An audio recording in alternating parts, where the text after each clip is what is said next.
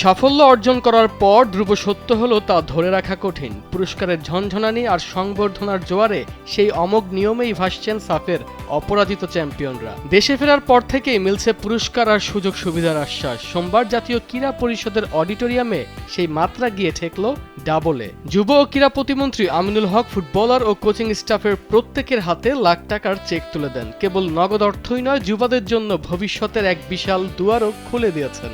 আলোচিত ক্রীড়া কার্ড যোগ হয়েছে সেই প্রাপ্তিতে। এই কার্ডের মাধ্যমে জাতীয় দলের জার্সি গায়ে তোলার পর মাসে 1 লাখ টাকা মিলবে বেতন, আর ধারাবাহিকভাবে এখন থেকেই মিলবে হাসপাতাল যাতায়াত সহ আরও সামাজিক সুযোগ সুবিধা।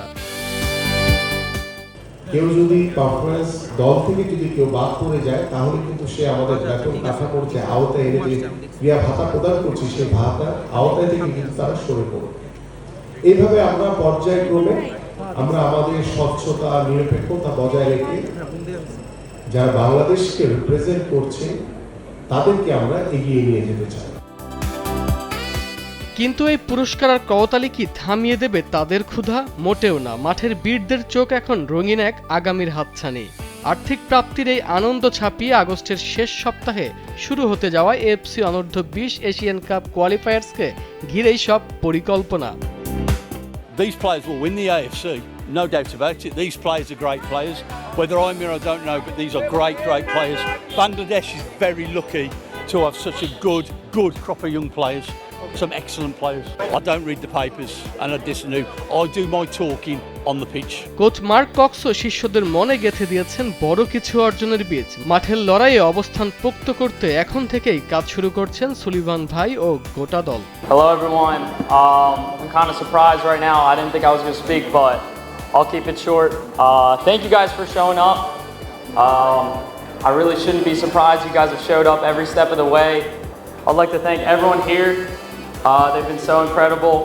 যাওয়ার আগেও বলছিলাম যে আমরা ঈদটা এখানে করতে পারতেছি না, ফ্যামিলিকে পাইতেছি না, তো আমরা আসার পরে ট্রফিটা নিয়ে ঈদ উদযাপন করতে চাই এবং আমরা আসার পরে আলহামদুলিল্লাহ ট্রফি নিয়ে ঈদের মতো নিয়ে আমরা যেমন তাদের জন্য দেশে ট্রফি এনে দিয়েছি, তারাও আমাদেরকে অনেক পুরস্কৃত করেছেন।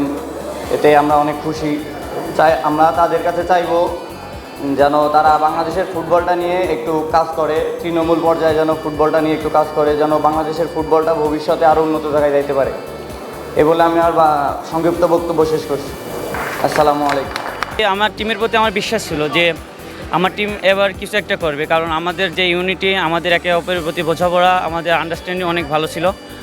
আমি সাফ লেভেলের অনূর্ধ্ব-16 থেকে খেলে আসতেছি, তো শুরু থেকে আমার টিমের প্রতি অনেক বিশ্বাস ছিল যে আমার টিম এবার ভালো কিছু করবে। এশিয়ার পরাশক্তিদের রুখে দিয়ে লাল সবুজের পতাকাকে অনন্য উচ্চতায় নিয়ে যেতে মরিয়া চ্যাম্পিয়নরা। সাফল্যের এই ধারাবাহিকতা ধরে রেখে এশিয়ান মঞ্চেও বিস্ময় সৃষ্টি করতে তৈরি হচ্ছে বাংলার এই অপ্রতিরোধ্য কিশোররা।